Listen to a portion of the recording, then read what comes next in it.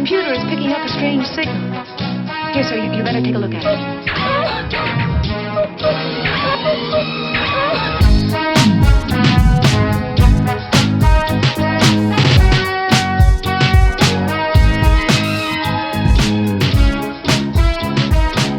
What happens when a group of people, all with intellectual disabilities, come together to discuss AI?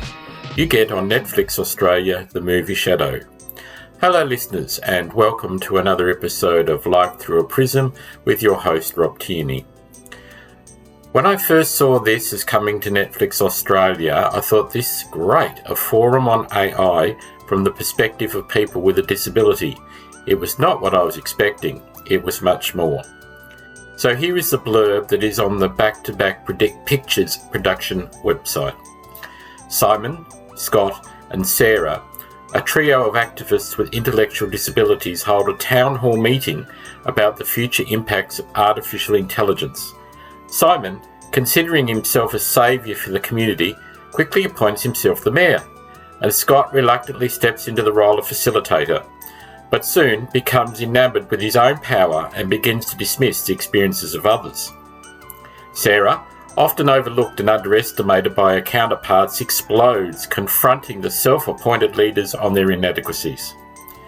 What begins as a polite discussion quickly descends into bickering and chaos. Seemingly provoked by a force within, Sarah acts to unite the group, only to realise the battle to get their message across may be lost already. There'll be a link to a preview of Shadows in the description. The subject matter contained in the film I feel is very timely even now in 2024. AI is racing upon us at an uncontrollable, frenetic pace. What does this mean for a person with any disability? Do a Google search and AI helping people with a disability. There are reams of articles on the positivity of AI.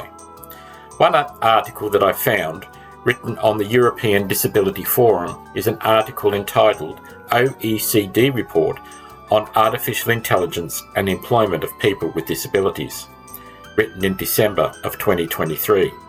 Here are some excerpts from the article. The link for the entire article will be in the description.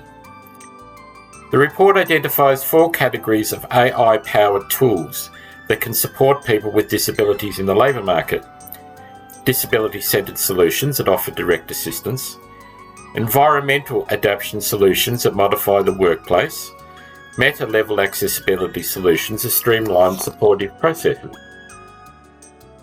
innovative tools that carve out new employment avenues previously inaccessible to people with disabilities.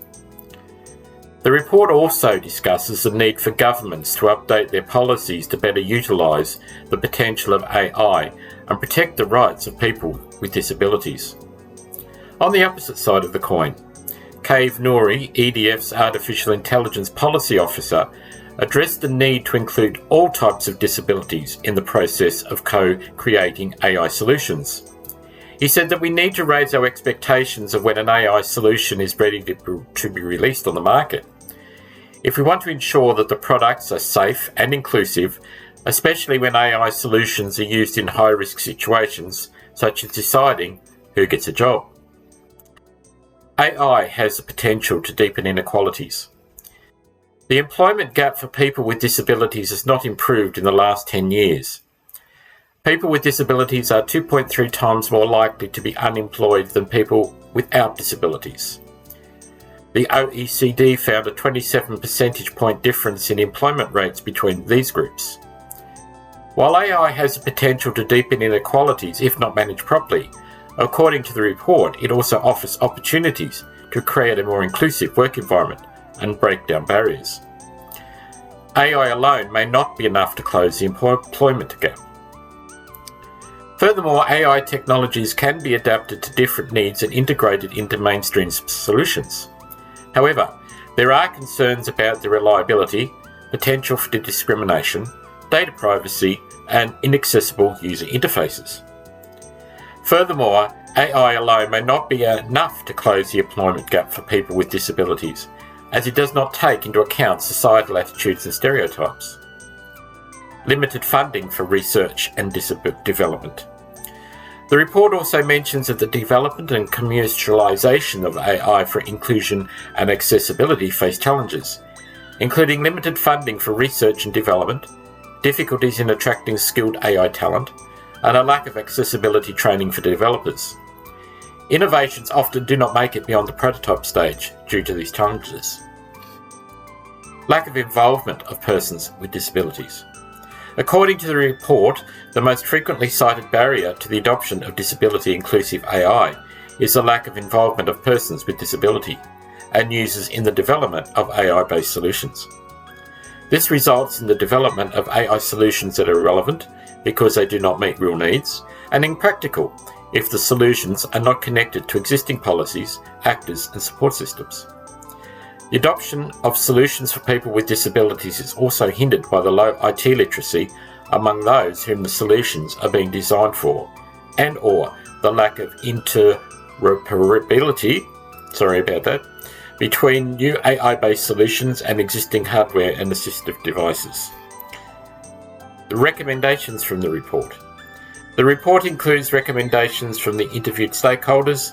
The stakeholders call on governments to adopt anti-discrimination measures, revise procurement policies, improve quality control, support research and development, simplify reimbursement mechanisms, introduce certification of standards for AI solutions, and include accessibility training in computer science education.